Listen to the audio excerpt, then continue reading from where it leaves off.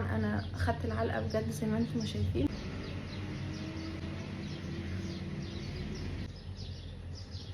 في دم عادي، متخافوش. انا مش هقدر اقابل العيد بالمنظر ده، صعب، مش هينفع خالص. فجو ماسكات العيد بقى، طرح حبوب في كل حته، مفيش حل خالص غير ان انا وشي يدخل العمليات.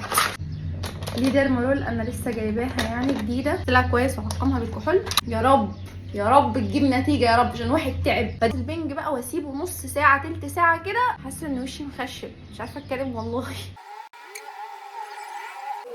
في دم عادي، متخافوش. احط هيدرونيك اسيد، كريم مرطب فيه هيدرونيك اسيد برضو، بس هحط بقى كتير كانه ماسك، وهفضل بقى للمغرب. اهلا اهلا يا عيد، اهلا يا زينة المواعيد، وسهلا